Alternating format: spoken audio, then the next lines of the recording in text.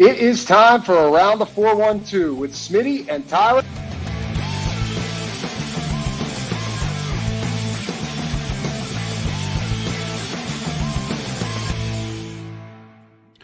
Welcome back to another episode of Around the 412. I am Tyler. With me, as always, is my co-host, Smitty. Be sure to go follow us on all of our social medias at Around the 412. And if you're not watching the show there already, go check out the YouTube channel. Hit the notification bell so you never miss a video and subscribe to the channel. Also, leave a like on the videos. It really helps us out. And then go follow us on the listening platforms like Spotify or Apple or wherever you find your podcast. Follow us there. Leave a 5-star review of the show. Again, helps us out a lot. And go check out the description of each and every show where we have all the links to our great sponsors down below. Also, if you want to check out if you want to sponsor the show, hit us up. Our email is in our Twitter profile. We can also get DMs on any of our social medias. So hit us up if you want to sponsor the show, especially if you're a Pittsburgh business. Makes a lot of sense. It'd be pretty cool. Absolutely. It'd also be cool if you checked out the link that we have down below that we've added to it. We always talk about our sponsors, but we got something else going on that is near and dear to our hearts this upcoming summer. That's the Horse Nickel Annual Memorial Golf Outing. This is the first one of its kind. Used to do the softball tournament. If you guys watch or listen to the podcast, going back to its inception in 2017, Tyler and I were still active participants. Yes, we were athletes back in 2017 playing in the softball tournaments. Kind of stuff. That is... Yeah. We actually, hey, go watch the first 6 minutes of the Steelers episode if you want to hear us relive some of our glory days playing in the softball tournament. But we're not here to talk about that. The golf outing going on now. Register by July 5th for the event that is taking place on Saturday, August 16th at 9 a.m. at Fox Run Golf Course. If you are a Western PA person or even know the greater Pittsburgh area, Fox Run, pretty popular golf course in the area. So maybe you're already familiar.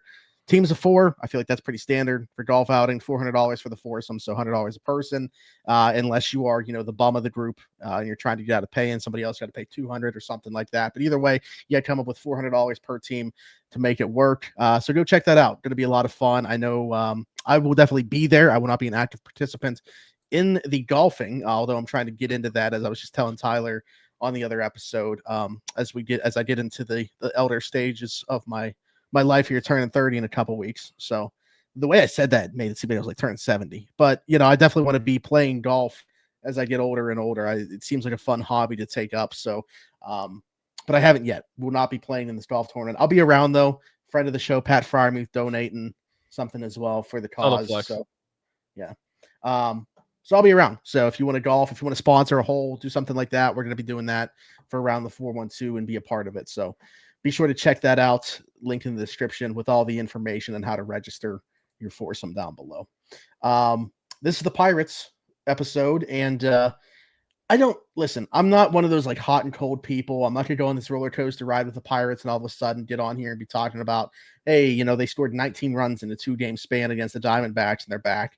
The one thing that I'll say, and I don't want to fall into this bucket of like the short-term results either, but I'm definitely enjoying them a bit more, and I think you talked about this, under Donnie Kelly. I think at the very least what I'll say, and I think it's more so to do with them just being done with Shelton than it is buying into Donnie Kelly, to be honest. That's my thought on it. But I think that you're just seeing a more competitive team. You go down 6 runs in the past, like even as recently as a month ago, that team is just going to lay down for the rest of the game. They're not going to have the desire to fight back. What we saw happen in that Arizona series, I think, was a product of a team that's more inspired to go out and play 9 innings every single day. And that's the one thing I will give Donnie Kelly credit for, is it seems like the group is getting up to play these games. Yeah, I think so. And that's something that we've seen really since he took over. Not that they were going to change as far as being a good baseball team. It's not like Donnie Kelly's going to put them over the edge to be a competitor, but he might be able to push the right buttons. And this is what we talked about, to be able to be more interesting of a team, something that's more watchable for the entire season, the rest of the way. Because, let's face it, we are in May. We have several months of this left. I think that he has been pushing some certain buttons, and I think that the team has rallied around him a little more than they definitely did with the last year of Derek Shelton, or I guess I should say the last month and a half with him at the helm of Derek Shelton. it has been, especially over the last week, because we kind of go Pirates season week by week, talking about how they performed. I mean, I was actually in attendance for last Saturday's game Hey, how against was that? the Milwaukee Brewers. I was happy to be there. I know that we have talked about not wanting to be in the park at all. Who pitched in that game? That was Mitch Keller. Yeah. So he had a nice outing, only 1 run given up. The Pirates, I believe, won the game 2-1. But I just think that it was nice to be in the ballpark, despite everything that I've said prior to really this baseball season and prior to me showing up and being in Pittsburgh and being able to go to PNC Park. It's always fun to go to PNC Park. And to add a little more information to it, if you haven't, and if you're not aware already, I had a daughter in December. We were able to take her to PNC Park. It was my parents, my wife Kennedy, and I. Was she wearing like the little headphones? Or? No, she was not wearing headphones. Okay. Yeah, so she wasn't wearing headphones because honestly, if you're just comparing sporting events, baseball is definitely the most relaxed one overall, where as far as noise level goes, you're not really needing those types of headphones. Now, almost a month ago now, when we went to some sprint car racing, yeah, she definitely needed those. But at the Pirates game, didn't really need them, but we did get her a Pirates jersey, no name on the back. Felt like that was the best way to go. Yeah. But yeah, we got her a Pirates jersey. She's about 6 months old now. We got her a size 12-month jersey so she could wear it for a little while longer. She's a little skinny girl too. I know, surprising looking at me on screen. So she could hopefully wear it for a while.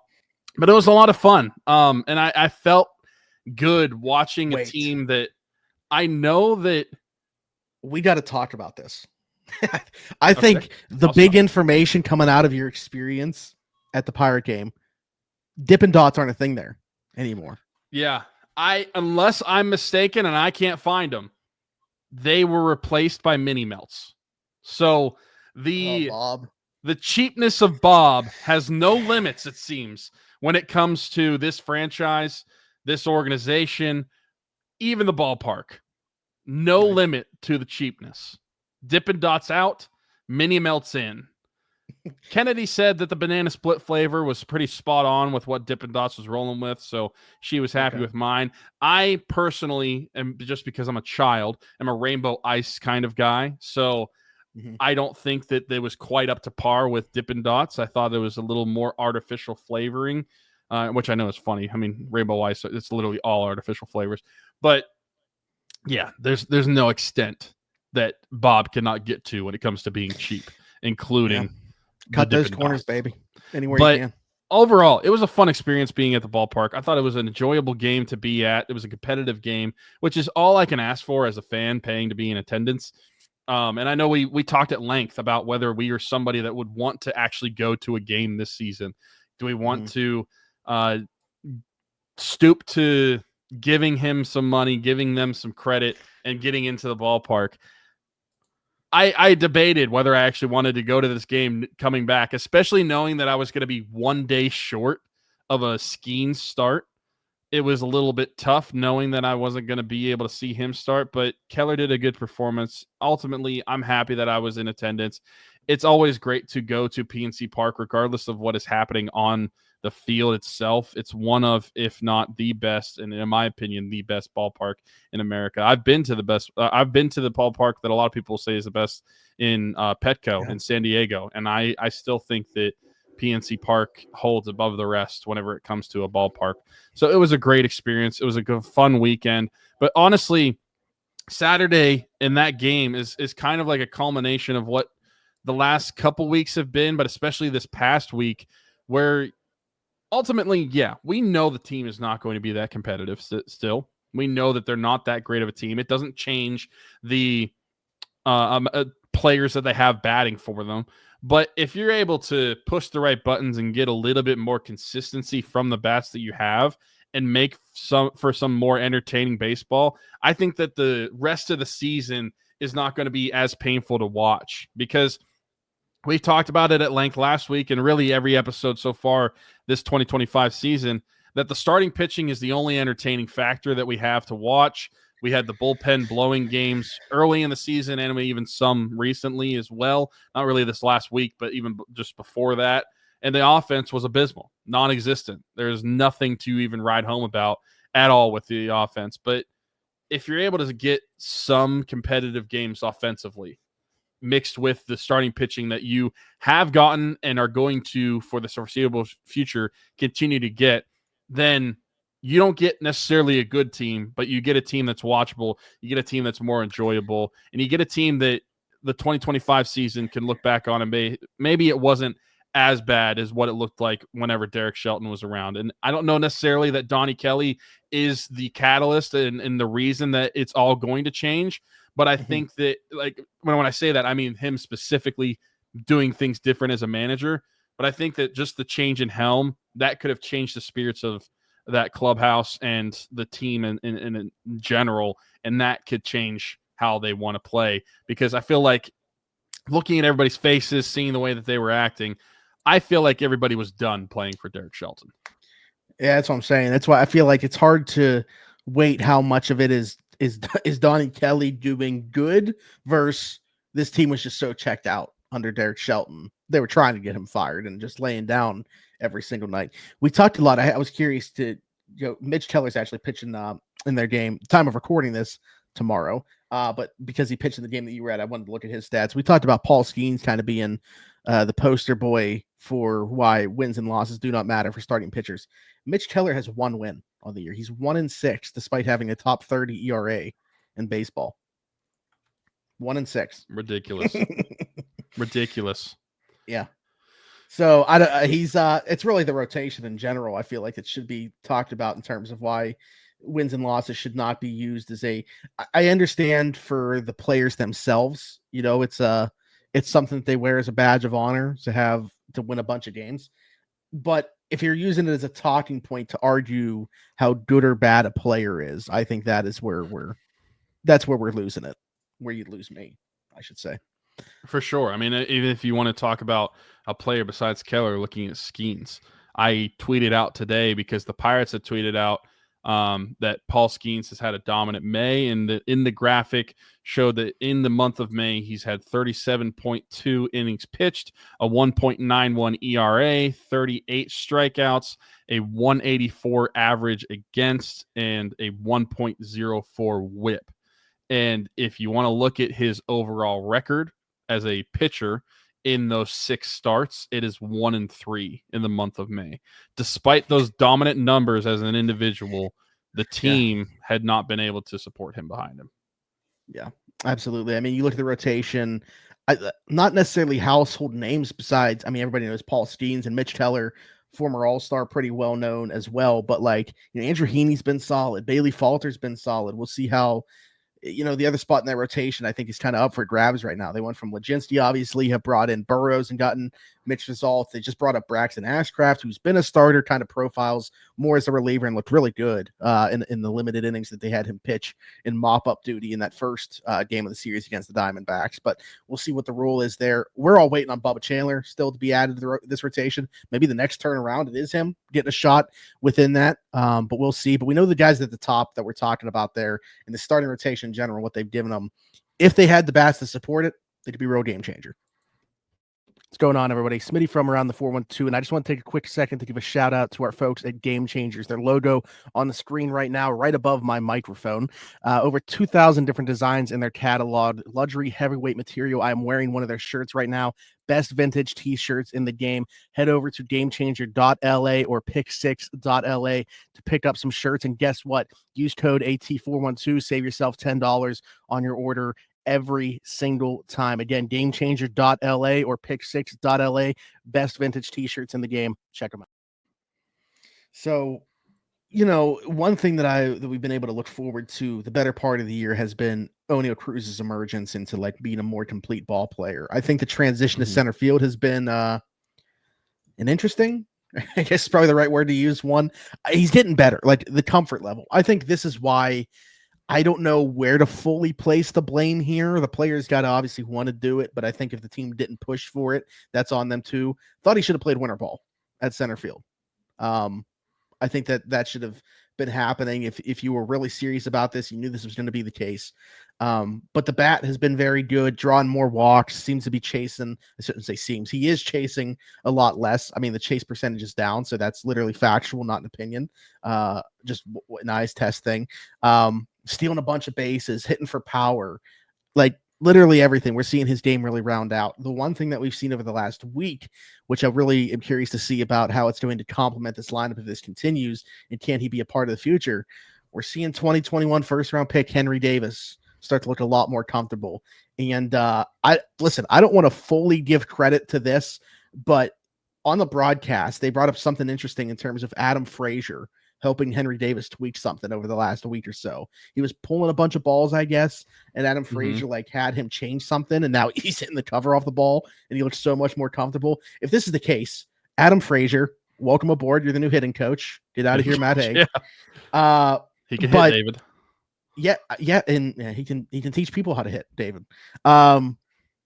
This would be huge for the future of the Pirates if Henry Davis is going to be this type of player. Again, small sample size, but it's when you are a Pirates fan and you are just looking for silver linings and glimmers of hope, what better one could you see than your 2021 first round pick who you had written off as a bust potentially doing what he did over the last couple games?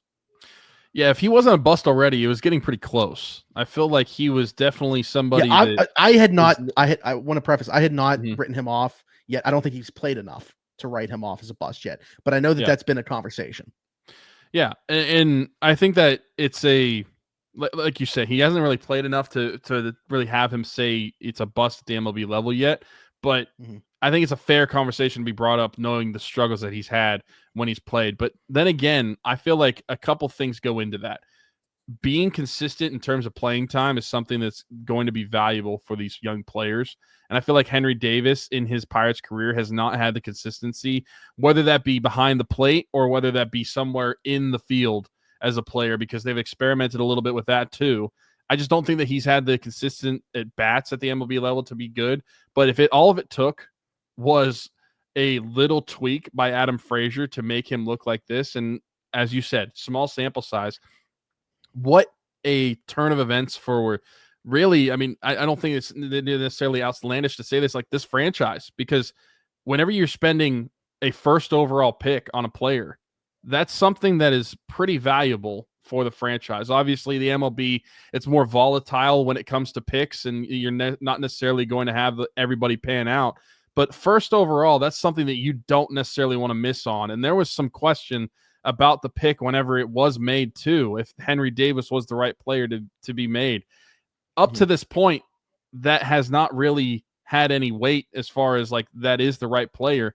But if he's able to bat at a consistent level, like right now over the last week, he's batting .333. I'm not expecting him to bat that. If he bats that, he's going to be a Hall of Famer the rest of his career.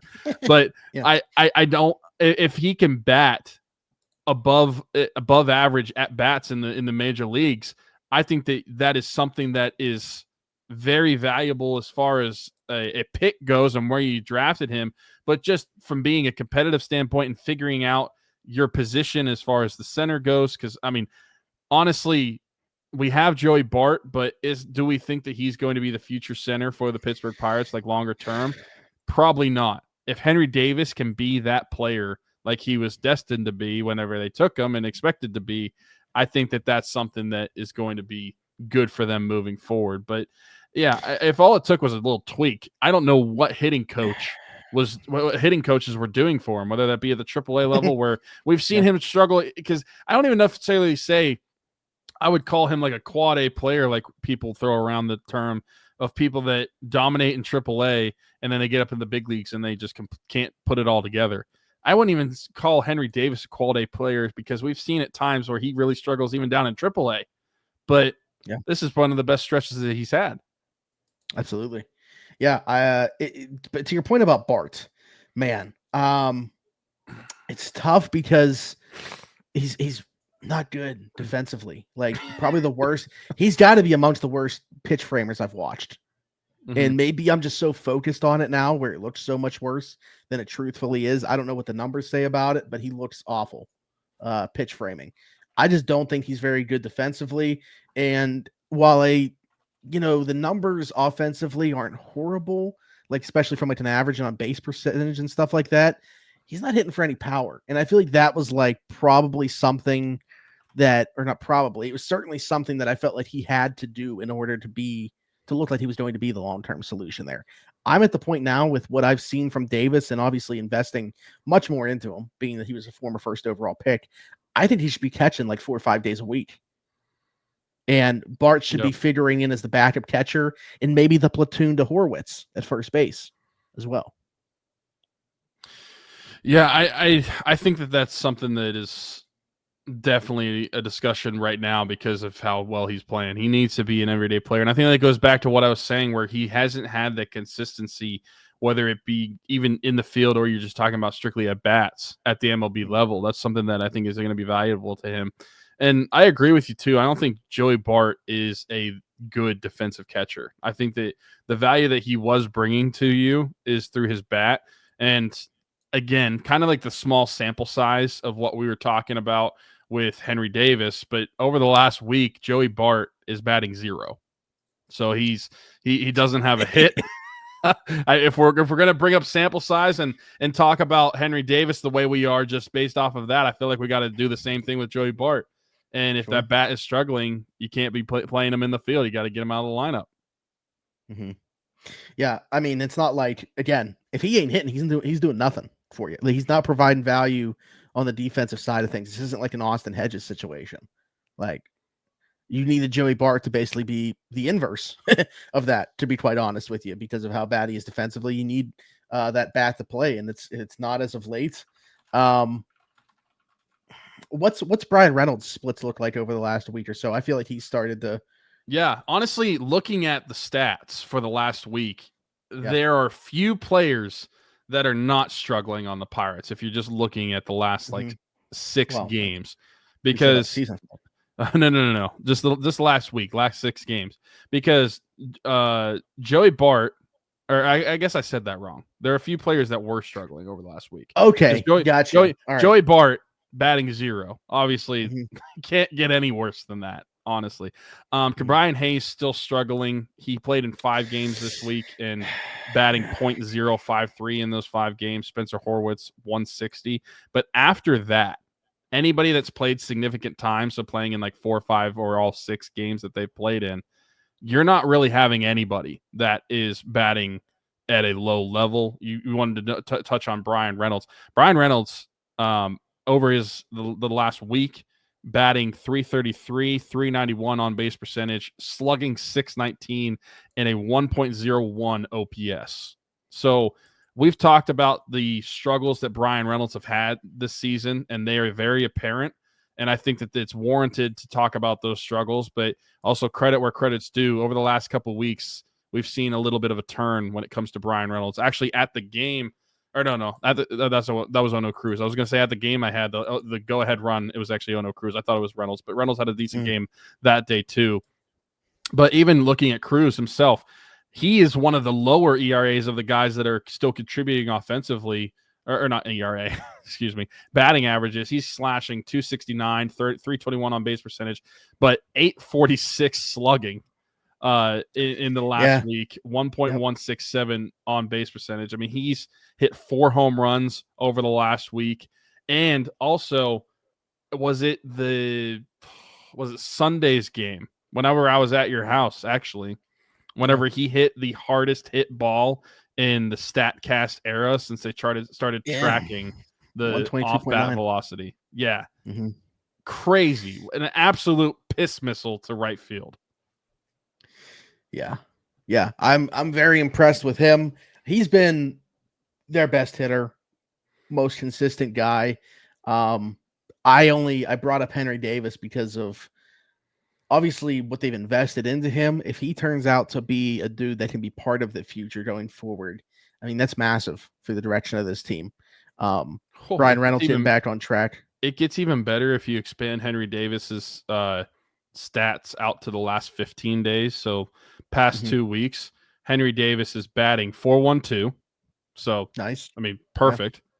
On base percentage .474, slugging .647, OPS of 1.121 over the last 2 weeks.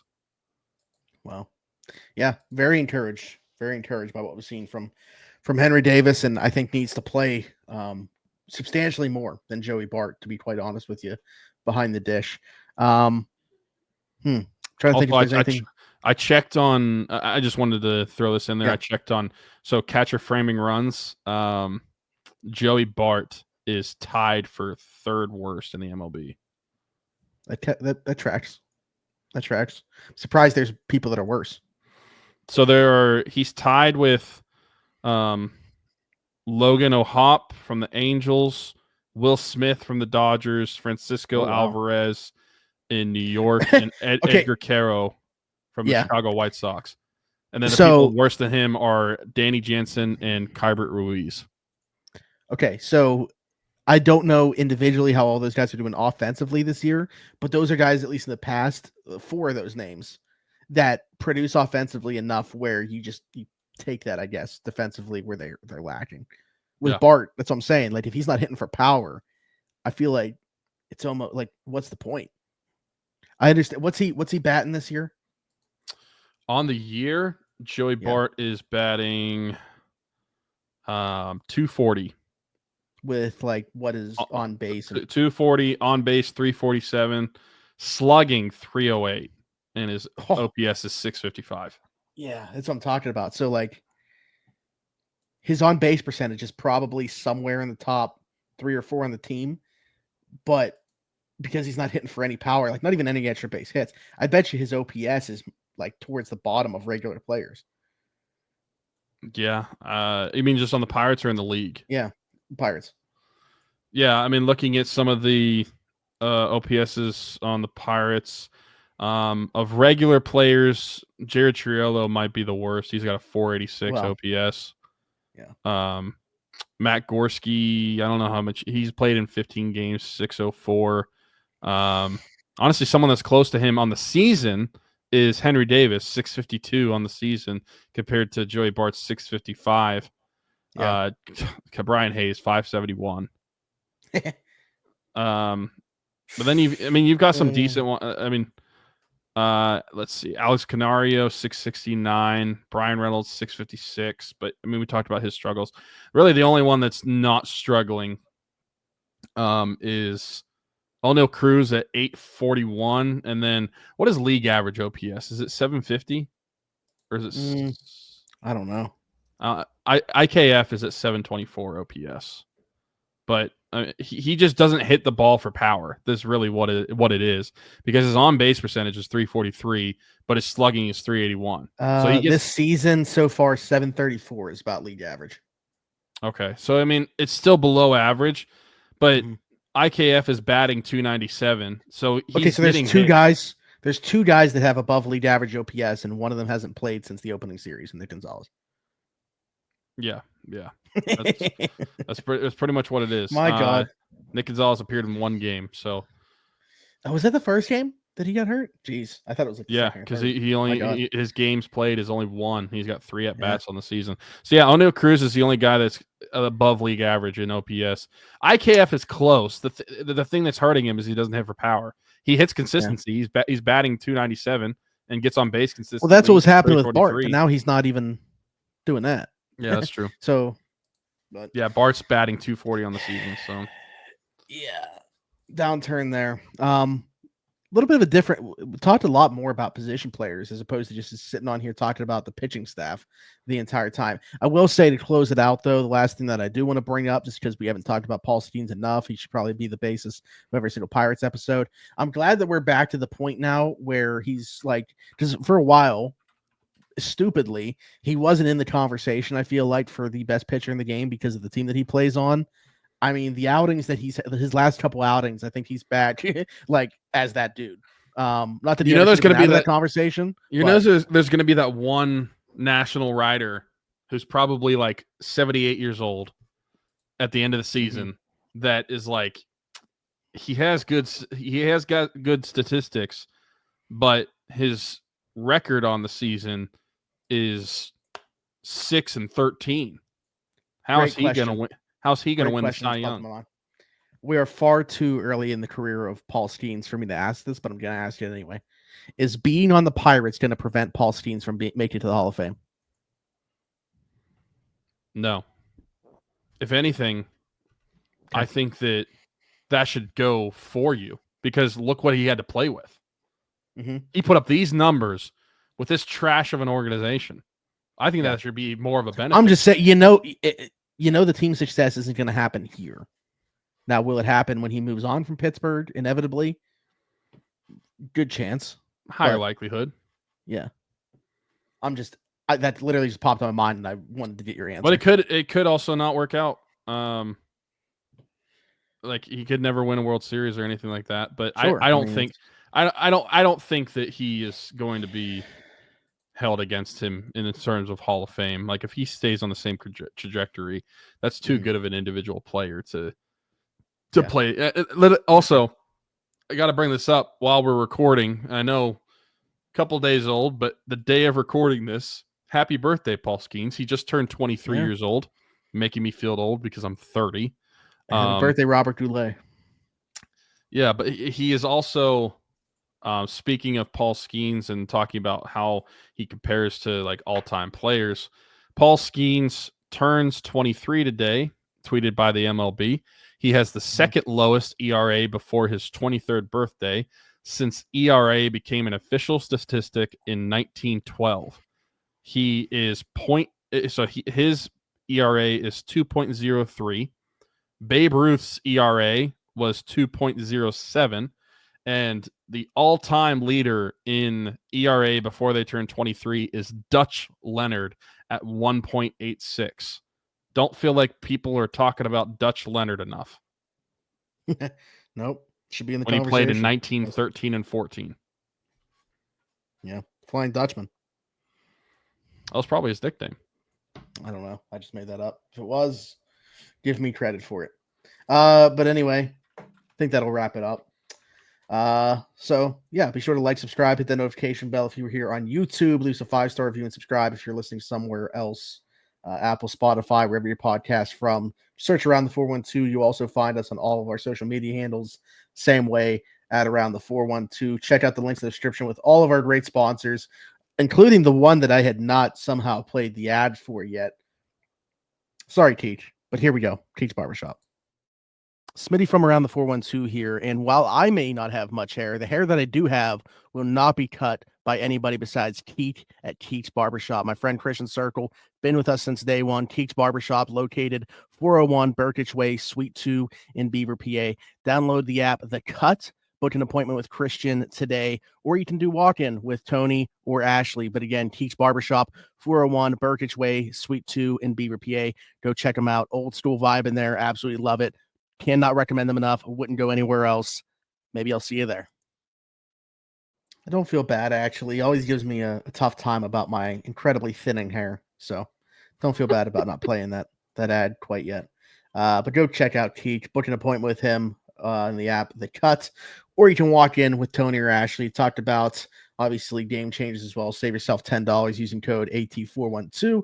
And then above Tyler right now, it blends in so well with the rest of the overlay. Marcelo Electric, our friend Brandon Marcello, a.k.a. Boots, his small business serving Beaver, Allegheny, Lawrence, and Butler County. Hit him up, 724-614-0611. Schedule your service, residential, commercial service calls. He does it all. Again, Marcelo Electric, 724-614-0611. But that information, you don't have to remember it right now. Go down, check out the link in the description, takes you to his Facebook page, has that contact information, has a bunch of pictures of his work, has a picture of his new van. Great stuff over there from Marcelo Electric. And one final reminder, as I brought up at the beginning of the show, the Horace Nickel Memorial Golf Outing going on Saturday, August 16th at 9 a.m. Fox Run Golf Course. Be sure to register by July 5th, though. Get your foursome in there. $400 per team. I will be there. There's going to be a lot of great prizes and stuff won. They do like closest to the pin. I know is for sure one. Longest drive, stuff like that. Yeah, I know golf stuff. So I'll be there. A lot of great stuff going on.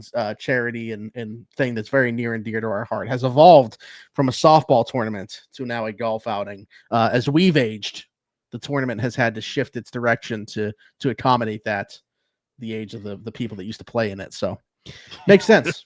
No longer those young bucks running around the diamond anymore. Yeah. Yeah. But anyways, be sure to like, subscribe, hit that notification bell. Again, hit us up everywhere at Around the 412, and hit us up at Weiler_Teach33 for Tyler, and you'll find me everywhere. Zachary Smith, PGH for Tyler and Smitty. This has been the Around the 412 Pirates show, and we'll see you guys next time.